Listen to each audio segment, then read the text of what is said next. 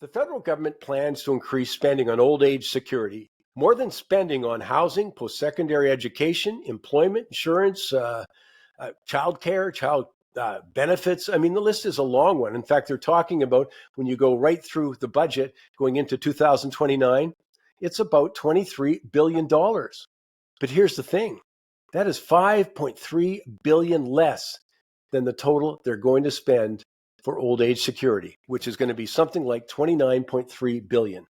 By the way, this is on top of young people paying for seniors' health care and the Canada Pension Plan benefits. I mean, young people are inheriting a declining healthcare system where 46% of all healthcare spending is on seniors, despite the fact they only make up about 70% of the population. Consider that seniors over 65, and that's me, consume more healthcare dollars than a younger Canadian will in the first 6.5 decades of their life.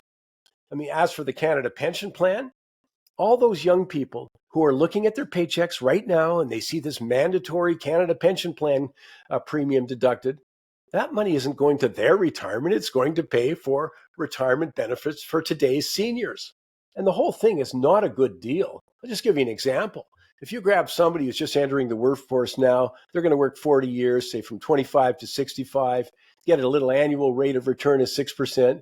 My goodness, on their monthly, they'd make about 3 times more. But the other big thing is, keep in mind, with the Canada Pension Plan, there is no lump sum payment at the end. No, but there is if they could do it in their own plan. My point is that I'm a senior, and I increasingly feel that I'm in the minority who thinks we have a responsibility to protect the financial future of younger Canadians, a responsibility we've completely ignored or mishandled in so many areas. I mean, look at unaffordable housing, with much of it caused by the fees, regulations, levies, taxes added on by the 3 levels of government, which add as much as 37% to the cost of housing. You got the lack of affordability when it comes to rentals, exacerbated by record immigration and temporary visas. The result, though, and here's the thing, is that young people, on average, their price to income ratio for buying a house is 2 times higher than it was in the 70s, the 80s, or 90s.